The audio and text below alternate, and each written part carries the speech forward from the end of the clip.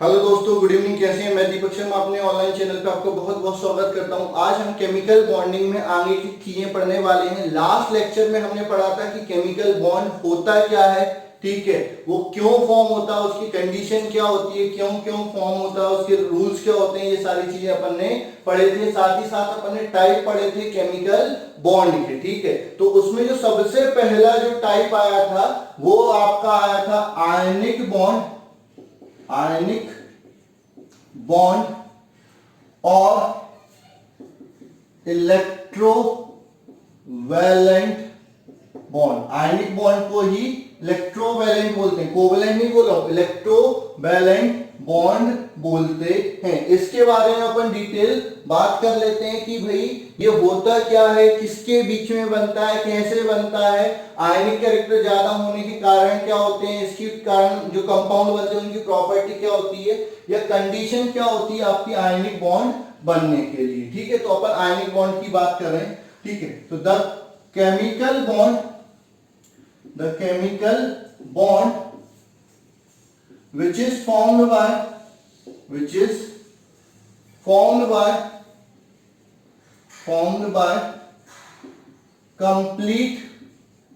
complete transfer of the chemical bond which is formed by complete transfer of electron from one atom to another atom is known as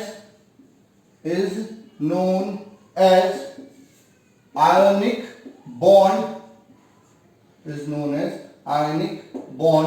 ठीक है। आपका क्या होता है, ऐसा chemical bond जो electron के कंप्लीट ट्रांसफर के कारण बनता है उसको अपन क्या बोलते हैं, आयनिक बॉन्ड बोलते हैं या इलेक्ट्रोवैलेंट बॉन्ड बोलते हैं, ठीक है। अब ये किसके बीच में बनता है, it is formed in between electropositive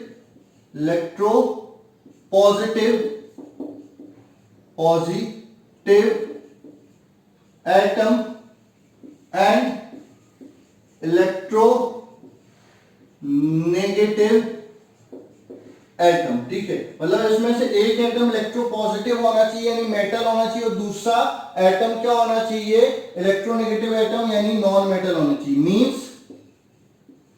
means it form in between metal and non metal, ठीक है। उसके बाद आपका क्या होता है, मेटल में कौन से, first group, second group and third group, ये अपन जनरली लेते हैं। उधर अपन क्या लेते हैं, आपका जो 15 ग्रुप है, 16 ग्रुप है और 17 ग्रुप है, ये आपके लेते हैं नॉन मेटल में, ठीक है। तो इन दोनों ग्रुपों के बीच में आपका क्या बनता है, आयनिक बॉन्ड बनता है। इसमें जो इलेक्ट्रॉन हो जाता है वो क्या हो जाता है, कंप्लीटली ट्रांसफर हो जाता है, ठीक है। तो जो आयनिक कैरेक्टर होगा, आयनिक character is directly proportional to difference in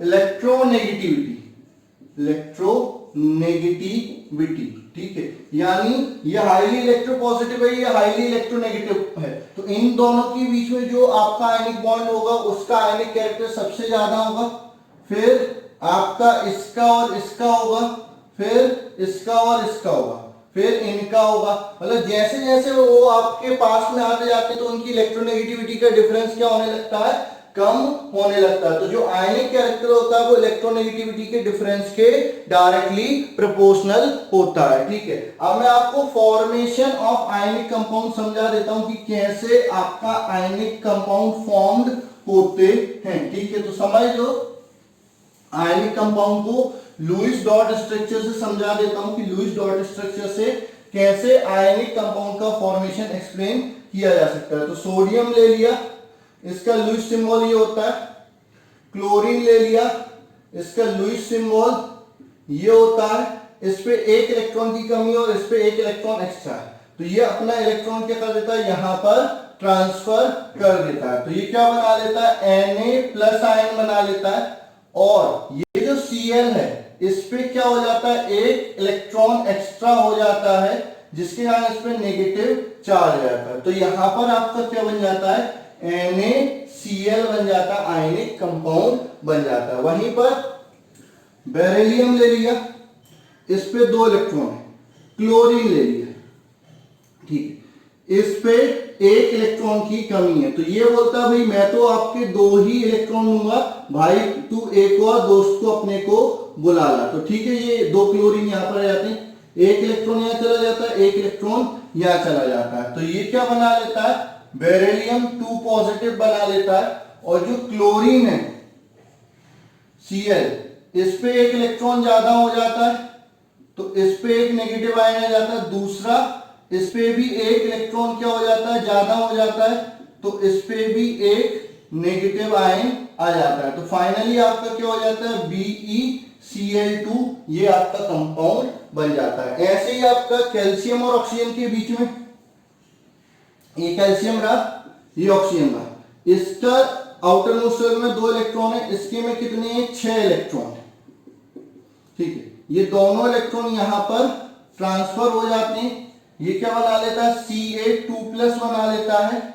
और ऑक्सीजन में क्या हो जाते हैं, 6 इलेक्ट्रॉन हो जाते हैं, ठीक है, यहां पर 6 इलेक्ट्रॉन, ये 2 नेगेटिव। तो फाइनली जो कंपाउंड बनता है CaO कैल्शियम ऑक्साइड, ये आपका क्या हो जाता है, कंपाउंड बन जाता है, ठीक है। तो यहां पर जो आयनिक कंपाउंड हो गया, वो इस तरह से इनका फॉर्मेशन अपन क्या कर सकते हैं, एक्सप्लेन कर सकते हैं। अच्छा, जितने इलेक्ट्रॉन यहां पर ट्रांसफर हो रहे हैं, मतलब वो दे रहा है या वो ले रहा है, वो उसकी क्या कहलाता है, कोवेलेंसी कहलाता है, ठीक है। Number of electron transferred, the number of electron transfer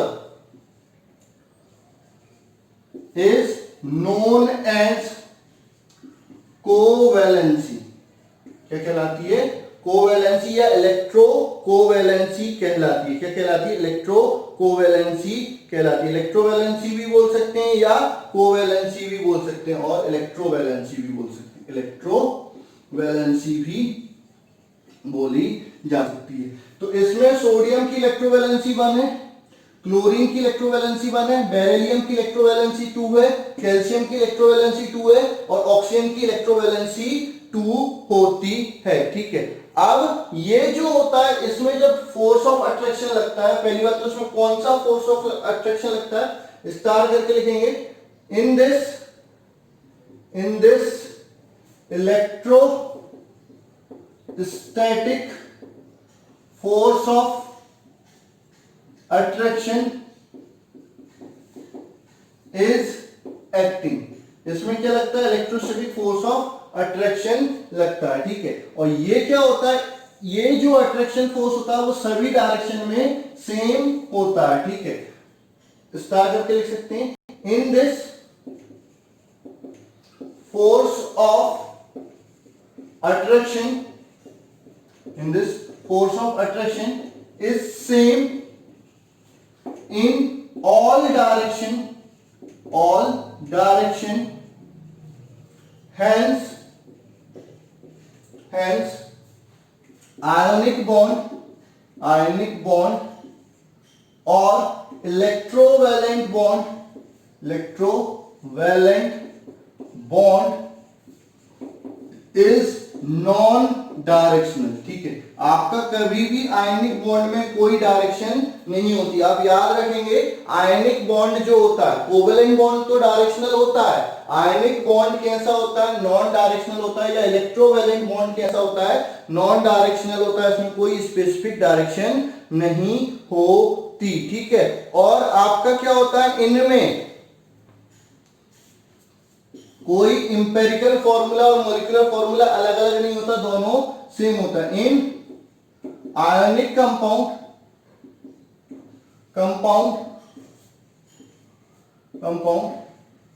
empirical formula and molecular formula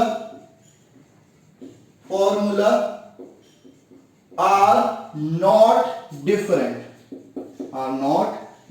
ठीक है। आयनिक कंपाउंड जितने भी होते हैं उसमें एम्पिरिकल फॉर्मूला और मॉलिक्यूलर फॉर्मूला डिफरेंट नहीं होते, ठीक है। तो आपका ये हो जाता ionic compound, sorry ionic bond बनता कैसे है, वो नॉन डायरेक्शनल होता है, ठीक है। और किस किस के बीच में बनता है, आयनिक कैरेक्टर किस चीज पर डिपेंड करता है, ये अपन बात करते हैं, ठीक है। अब अपन बात करते हैं condition for forming ionic bond. Condition for forming ionic bond. Ionic bond बनाने के लिए क्या क्या कंडीशन होनी चाहिए, कब आयनिक बॉन्ड जल्दी से बनेगा, ठीक है। तो आयनिक बॉन्ड किस किस के बीच में बनता है, एक मेटल और एक नॉन मेटल, ठीक है। तो मेटल क्या करना चाहिए, जल्दी से इलेक्ट्रॉन दे देना चाहिए, ठीक है। तो इलेक्ट्रॉन जल्दी कब देगी, जब आयनाइजेशन एनर्जी कम होगी। क्या होना चाहिए, आयनाइजेशन एनर्जी कम होगी, ठीक है। तो फर्स्ट आपका जो कंडीशन आती है वो ionization energy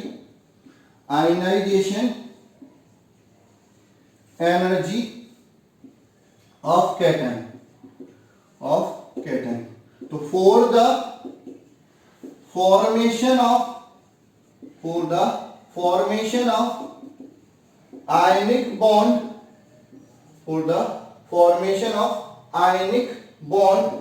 the ionization energy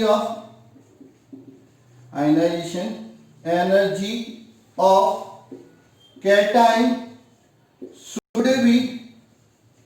should be less, ठीक है। जितनी कम आयनाइजेशन एनर्जी होगी उतनी जल्दी से वो क्या बनाएगा, कैटाइन बनाएगा, ठीक है। तो laser ionization energy,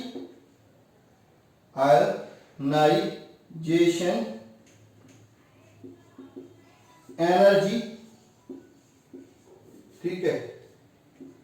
higher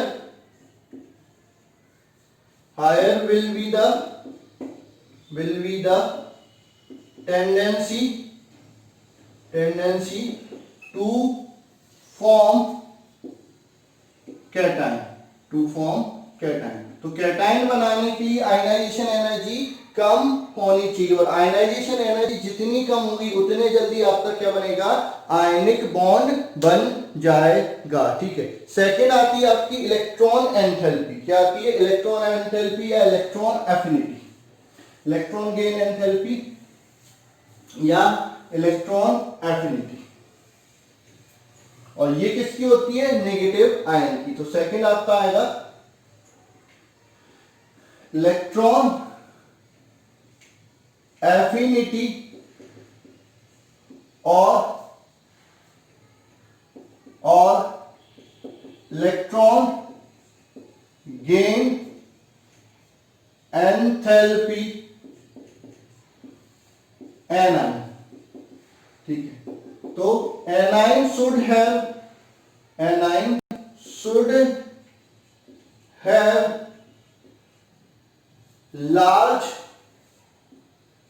large affinity towards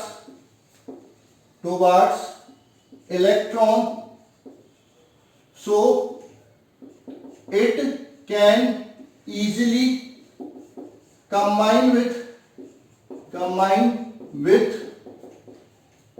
electron to form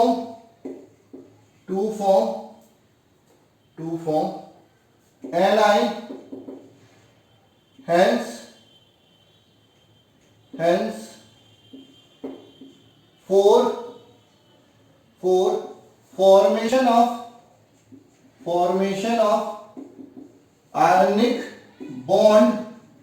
hence for formation of ionic bond, electron affinity should be large, और इलेक्ट्रॉन गेन एंथैल्पी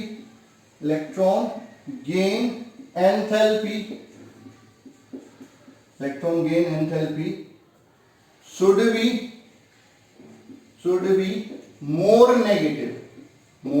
नेगेटिव, ठीक है। तो आपकी इलेक्ट्रॉन एफिनिटी क्या होनी चाहिए, ज्यादा होनी चाहिए। तो आपका क्या होता है, इलेक्ट्रॉन एफिनिटी जितनी ज्यादा होगी, सबसे ज्यादा इलेक्ट्रॉन एफिनिटी क्या होती है, Cl माइनस की, उसके बाद फ्लोरीन की, फिर ब्रोमीन की, फिर आपका आयोडीन की इलेक्ट्रॉन एफिनिटी का ऑर्डर होता है। सर फ्लोरीन की कम क्यों हो गई, फ्लोरीन की कम क्यों हो गई, ये आपको क्लासिफिकेशन ऑफ एलिमेंट्स में बताया जा चुका है। क्या होता है, फ्लोरीन का बहुत ज्यादा छोटा साइज हो जाता है, जिसके कारण आने वाले इलेक्ट्रॉन के बीच में रिपल्शन बढ़ जाता है, इसके कारण इलेक्ट्रॉन एफिनिटी कम हो जाती है। इलेक्ट्रोनेगेटिविटी फ्लोरीन की सबसे ज्यादा होती है, लेकिन इलेक्ट्रॉन एफिनिटी क्लोरीन की सबसे ज्यादा होती है, ठीक है। तो आपका ग्रेटर टेंडेंसी किसकी होती है, आपकी क्लोरीन, फ्लोरीन और ये, तो ये आपकी इलेक्ट्रॉन एफिनिटी क्या होनी चाहिए, ज्यादा होनी चाहिए। तीसरा जो फैक्टर आता है वो आता है आपका लैटिस एनर्जी। क्या आता है, लैटिस एनर्जी। अब कई बच्चों को तो यही पता नहीं होगा कि लैटिस एनर्जी क्या होता है। तो आपको मैं पहले बता दूं लैटिस एनर्जी क्या होता है और वो किन किन चीजों पर डिपेंड करता है, ठीक है। तो आपका लैटिस एनर्जी क्या होता था, amount of energy released when 1 mole of crystal lattice is formed।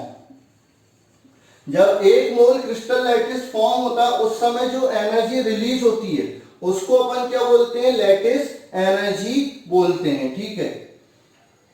Higher the lattice energy higher the lattice energy, higher will be stability or strength of ionic bond। आपकी जितनी ज्यादा लैटिस एनर्जी होगी उतनी ज्यादा आपकी क्या होती है, आपकी स्ट्रेंथ होती है किसकी, बॉन्ड की, उतना ज्यादा आपका आयनिक बॉन्ड स्टेबल होता है। तो लैटिस एनर्जी क्या होनी चाहिए, ज्यादा होनी चाहिए। देखो आयनाइजेशन एनर्जी कम होनी चाहिए, इलेक्ट्रॉन गेन एंथैल्पी ज्यादा नेगेटिव होनी चाहिए, या फिर इलेक्ट्रॉन एफिनिटी ज्यादा होनी चाहिए, और लैटिस एनर्जी भी क्या होनी चाहिए, ज्यादा होनी चाहिए। केवल आयनाइजेशन एंथैल्पी कम होती है, ठीक है, वो कम होनी चाहिए, बाकी ये ज्यादा होनी चाहिए, तब जाके आपका बॉन्ड फॉर्मेशन होगा, ठीक है।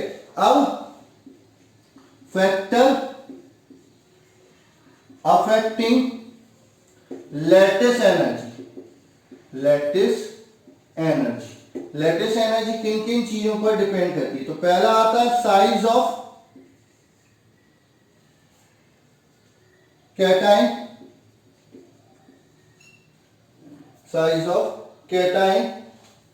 ठीक है। तो इसमें लिखेंगे lattice energy is inversely proportional to size of cation, means for small cation lattice energy should be large। यानी आपका अगर आपका कैटाइन क्या होगा, छोटा होगा, तो आपका क्या हो जाएगा, लैटिस एनर्जी ज्यादा होगी, और कैटाइन बड़ा होगा तो लैटिस एनर्जी कम हो जाएगी। तो लैटिस एनर्जी किस पे डिपेंड करती है, साइज ऑफ कैटाइन पर डिपेंड करती है। जैसे अगर आप एनाइन फिक्स रखते हो, कैटाइन का साइज बड़ा करते जाते हो, तो लैटिस एनर्जी क्या होती जाएगी, कम होती जाएगी। जैसे LiCl, NaCl, KCl और आपका RbCl, ठीक है। तो इसमें सबसे ज्यादा लैटिस एनर्जी किसकी होगी, LiCl की, और उसके बाद NaCl, फिर KCl, फिर RbCl में हो जाएगी, ठीक है। लेकिन इसकी जो हाइड्रेशन एंथैल्पी होती है वो और भी ज्यादा हो जाती है, जिसके कारण इसमें ये आसानी से, मतलब ये क्या होता है, सॉल्युबल नहीं होता है, ठीक है। तो ज्यादा आयनिक स्ट्रेंथ मतलब जो बॉन्ड की स्ट्रेंथ होती है वो इसमें ज्यादा होगी, लैटिस एनर्जी के अकॉर्डिंग ज्यादा हो जाएगी। तो आपकी जो लैटिस एनर्जी है वो साइज ऑफ कैटायन के इनवर्सली प्रोपोर्शनल होती है, ठीक है। क्लियर होना चाहिए, साइज ऑफ कैटायन के इनवर्सली प्रोपोर्शनल होती है क्या, लैटिस एनर्जी, ठीक है। सेकंड आपका आता है चार्ज ऑन कैटायन और एनायन, चार्ज ऑन कैटायन और एनायन। चार्ज ऑन कैटायन और एनायन पे लैटिस एनर्जी कैसे डिपेंड करती है, तो lattice energy is directly proportional to charge on cation and anion, ठीक है। ये जैसे जैसे नीचे बढ़ते जाएंगे स्टेबिलिटी कम होती जाएगी, आयनिक बॉन्ड स्टेबल नहीं होगा, जल्दी से टूट जाएगा, ठीक है। और इसमें क्या होती है, स्टेबिलिटी क्या होती है, ज्यादा होती है, ठीक है। तो साइज ऑफ कैटायन के इनवर्सली प्रोपोर्शनल हो गया। अब चार्ज ऑन कैटायन की लैटिस एनर्जी डायरेक्टली प्रोपोर्शनल हो गया। अगर मैं बात करता हूं NaCl MgCl2 और AlCl3, तो किसकी लैटिस एनर्जी सबसे ज्यादा हो जाएगी, AlCl3 की लैटिस एनर्जी सबसे ज्यादा हो जाएगी। क्यों, क्योंकि चार्ज ऑन कैटायन बढ़ जाएगा, इस पे +1 है, इस पे +2 है और इस पे +3 है, तो इसकी लैटिस एनर्जी सबसे ज्यादा हो जाएगी, ठीक है। ओवरऑल लोअरिंग ऑफ एनर्जी, ठीक है। आपकी टोटल एनर्जी क्या होना चाहिए, कम होनी चाहिए, एंथैल्पी क्या होनी चाहिए, कम होनी चाहिए, बढ़नी चाहिए। इससे भी एनर्जी कम हो रही है, रिलीज हो रही। एंथैल्पी मतलब जो इलेक्ट्रॉन एफिनिटी होती है उससे भी एंथैल्पी कम होती है। तो आपका क्या होना चाहिए, जो चौथा फैक्टर है, overall lowering of energy, total energy क्या होनी चाहिए, कम होनी चाहिए, तभी आपका आयनिक बॉन्ड बनेगा। तो वैसे भी मैंने केमिकल बॉन्ड फॉर्मेशन के लिए कंडीशन यही रखी है कि बॉन्ड तभी बनता है जब एनर्जी क्या होती है, कम होती है, ठीक है। अब एनर्जी कम हो रही है मतलब कि आपका ionisation plus electron gain enthalpy, ionisation energy plus electron gain enthalpy, ठीक है, गेन एंथैल्पी, ये क्या होना चाहिए, नेगेटिव होना चाहिए, ये क्या होना चाहिए, नेगेटिव होना चाहिए जब ये एनर्जी कम होगी, ठीक है। तो इलेक्ट्रॉन गेन एंथैल्पी और आयनाइजेशन एनर्जी दोनों को मिला के क्या आना चाहिए, नेगेटिव आना चाहिए, तभी आपका इलेक्ट्रोबॉन्ड बनता है। जैसे आपका कैटायन है A, इसमें आपने आयनाइजेशन एंथैल्पी दी तो ये क्या बनाएगा, A+ आयन और इलेक्ट्रॉन। वहीं पर B क्या होगा, आपका इलेक्ट्रॉन गेन करेगा, ठीक है, और क्या बनाएगा, B नेगेटिव आयन, और यहां पर क्या हो जाएगी, इलेक्ट्रॉन एफिनिटी यानी इलेक्ट्रॉन गेन एंथैल्पी रिलीज हो जाएगी। तो ओवरऑल एनर्जी क्या होनी चाहिए, कम होनी चाहिए, ठीक है। तो आपका क्या होना चाहिए, for ionic bond ionisation enthalpy should be low and electron affinity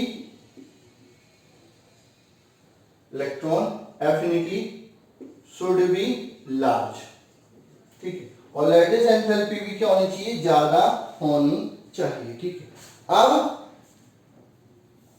इसके बाद आपका आता है, ये कंडीशन हो गई, ठीक है।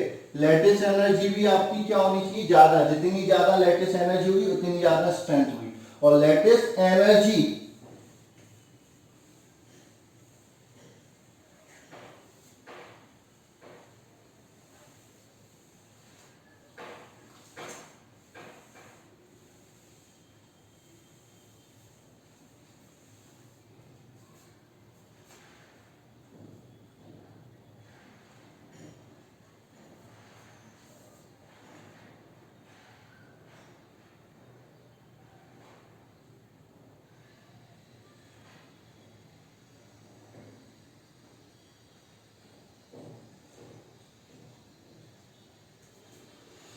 ठीक है। अब अपन बात कर रहे हैं किसकी,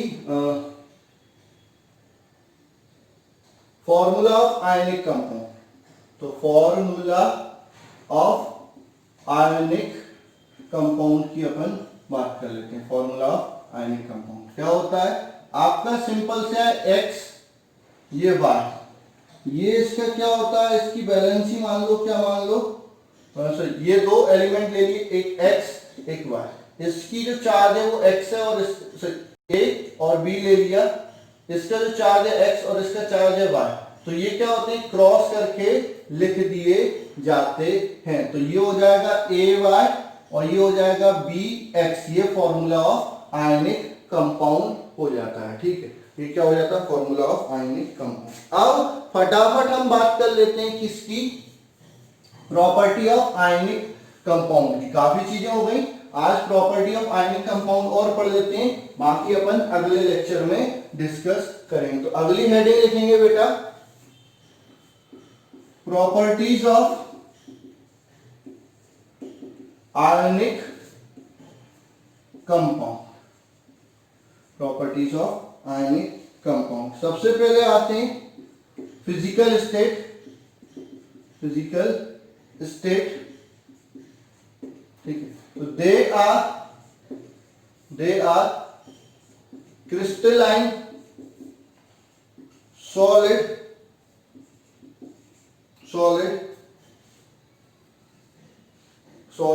and brittle in nature due to strong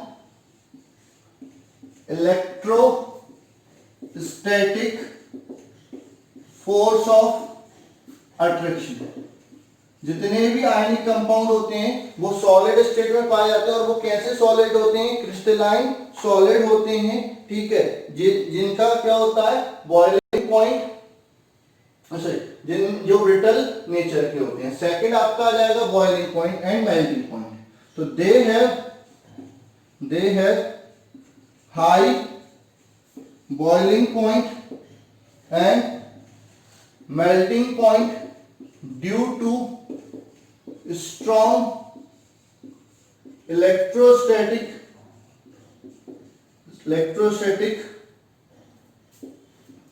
force of attraction। ठीक है, इनमें strong electrostatic force of attraction लगता है, जिसके कारण इनका बॉइलिंग पॉइंट और मेल्टिंग पॉइंट क्या हो जाता है, ज्यादा हो जाता है। ठीक है, तो उसके बाद conductivity, they are bad conductor of electricity at solid state but good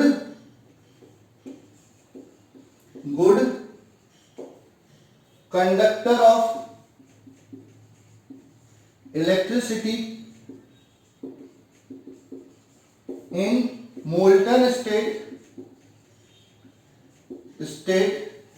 or in aqueous solution और मोल्टन स्टेट में इनकी कंडक्टिविटी ज्यादा होती है, सॉलिड स्टेट में इनकी कंडक्टिविटी क्या होती है, कम होती है। ठीक है, उसके बाद क्या आता है सॉल्युबिलिटी, दे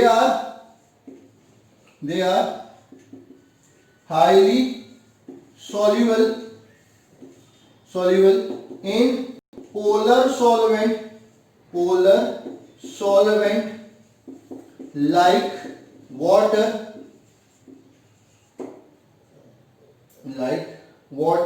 ठीक है।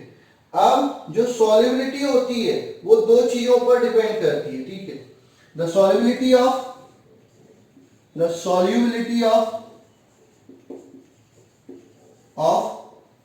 Ionic compound depends on hydration enthalpy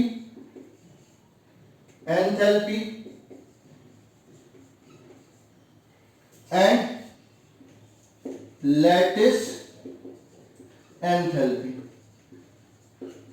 ठीक, दोनों चीजों पर डिपेंड करती है, हाइड्रेशन एंथैल्पी और लैटिस एंथैल्पी पर डिपेंड करती है। हाइड्रेशन एंथैल्पी और लैटिस एंथैल्पी दोनों क्या होंगी, ज्यादा होंगी, तो आपकी सॉल्युबिलिटी क्या हो जाएगी, कम हो जाएगी। जो सॉल्युबिलिटी होती है वो किस किस चीज पर डिपेंड कर रही है मैं आपको बता देता हूं,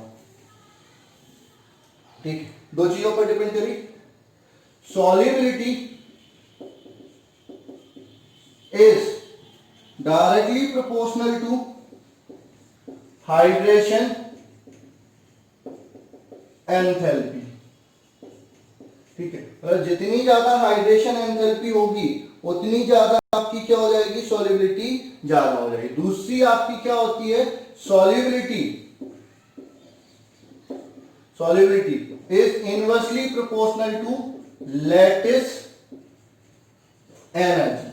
लैटिस एनर्जी ज्यादा होगी तो सॉल्युबिलिटी क्या हो जाएगी, कम होगी। तो लैटिस एनर्जी क्या होनी चाहिए, कम होनी चाहिए, ठीक है। लैटिस एनर्जी क्या होनी चाहिए, कम होनी चाहिए, ठीक है। तो लैटिस एनर्जी कम होनी चाहिए और हाइड्रेशन एंथैल्पी ज्यादा होनी चाहिए, ठीक है।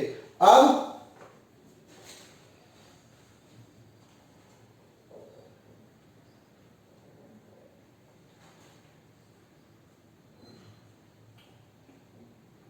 जो हाइड्रेशन एंथैल्पी है, हाइड्रेशन एंथैल्पी वो भी इनवर्सली प्रोपोर्शनल होती है साइज ऑफ कैटायन की, ठीक है। तो नीचे जाने पर आपका क्या होता है, लैटिस एनर्जी भी कम होती जाती है और हाइड्रेशन एंथैल्पी भी कम होती जाती है, लेकिन आपका जो सॉल्युबिलिटी होती है वो क्या होती जाती है, बढ़ती जाती है। क्यों, क्योंकि आपका लैटिस एनर्जी ज्यादा कम हो जाती है as compare to hydration energy, ठीक है। ऑन स्टार्ट करके लेना, on moving down the group both lattice energy and hydration energy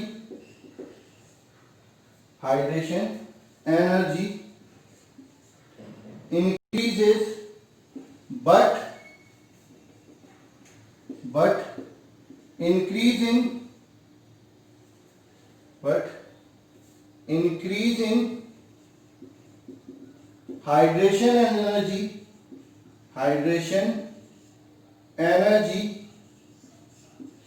is greater than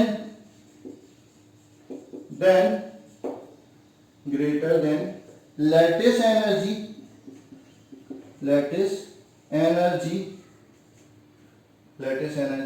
so that solubility increases down the group, ठीक है। ऊपर से नीचे जा रहे हो तो साइज ऑफ कैटायन बढ़ रहा है, तो साइज ऑफ कैटायन जब बढ़ता है तो आपका जो दोनों होती है, क्या आपका जो एंथैल्पी होती है, कौन सी, हाइड्रेशन एंथैल्पी और आपका लैटिस एनर्जी, दोनों क्या हो जाती है, डिक्रीज हो जाती है। डाउन द ग्रुप दोनों क्या हो जाती है, डिक्रीज हो जाती है। लेकिन अगर अपन बात करते हैं जो डिक्रीज इन हाइड्रेशन एनर्जी, क्या होता है आपका, decrease in lattice energy, sorry ये गलत लिख दिया थोड़ा सा, decrease in lattice energy is greater than hydration energy. तो लैटिस एनर्जी क्या हो जाती है, ज्यादा डिक्रीज हो जाती है, किससे, हाइड्रेशन एनर्जी से। तो हाइड्रेशन एनर्जी क्या रहेगी, ज्यादा रहेगी, किसके कंपैरिजन में, लैटिस एनर्जी के कंपैरिजन में। इसलिए ऊपर से नीचे जाने पर सॉल्युबिलिटी क्या हो जाती है, आपकी बढ़ जाती है, ठीक है। ऊपर से नीचे जाने पर दोनों कम हो रही है, क्यों, क्योंकि कैटायन के साइज के इनवर्सली प्रोपोर्शनल है। तो हाइड्रेशन एनर्जी भी कम होती है और लैटिस एनर्जी भी कम होती है, यानी ऊपर से नीचे जाओगे तो हाइड्रेशन एनर्जी भी कम होगी और लैटिस एनर्जी भी कम होगी। लेकिन लैटिस एनर्जी ज्यादा कम हो जाती है,